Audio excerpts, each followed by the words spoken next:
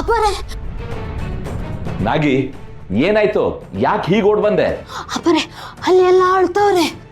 ಅಳ್ತಿದ್ದಾರ? ಯಾಕೆ ಏನಾಯ್ತು? ಅದು ಅಮೃತಕ್ಕಂಗೆ ಏನೋ ಆಗೈತಂತೆ.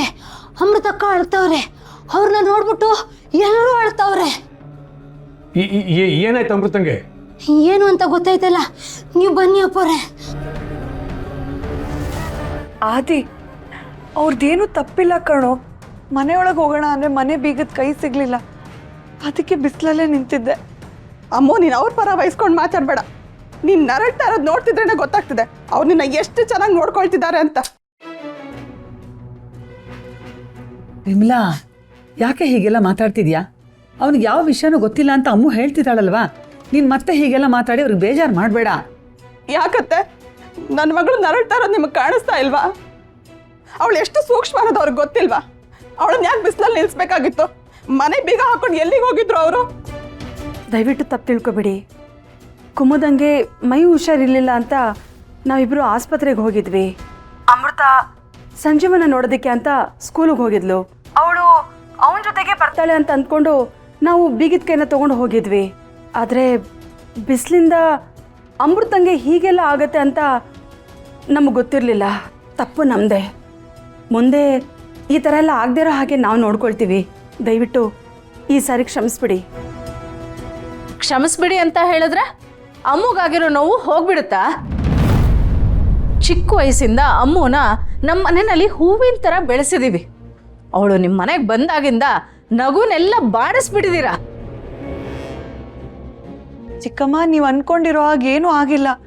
ನಾನಿಲ್ಲಿ ತುಂಬ ಚೆನ್ನಾಗಿದ್ದೀನಿ. ಅವ್ರು ಎಷ್ಟು ಚೆನ್ನಾಗಿ ನೋಡ್ಕೊಳ್ತಿದ್ದಾರೆ ಅಂತ ನಮಗೆ ಗೊತ್ತಿಲ್ವೇನೆ?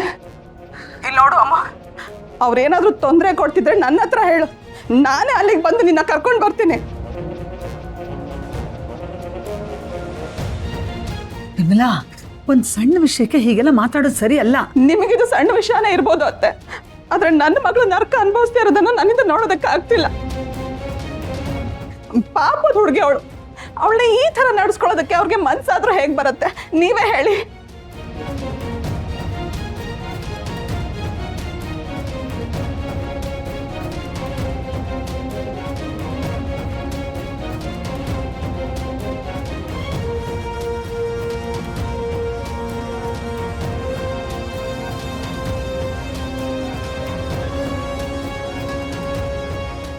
ಏನಾಯ್ತು ಅಮೃತ?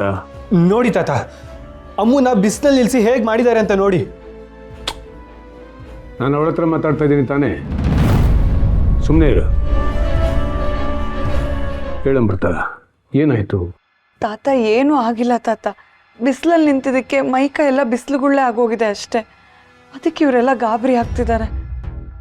ನೋಡಿದ್ರ, ಅವಳೇ ಅಷ್ಟು ಧೈರ್ಯವಾಗಿದ್ದಾಳೆ.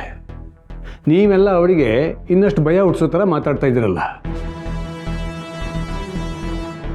ವಿಮಲಾ, ಇಂಥ ಸಮಯದಲ್ಲಿ ಅವಳಿಗೆ ಸಮಾಧಾನ ಮಾಡಿ ಧೈರ್ಯ ಹೇಳಬೇಕು. ಅದನ್ನು ಬಿಟ್ಬಿಟ್ಟು ವಾಪಸ್ ಮನೆಗೆ ಕರ್ಕೊಂಡ್ಬಿಡ್ತೀನಿ ಅನ್ನೋದೆಲ್ಲ ಸರಿಯಲ್ಲ.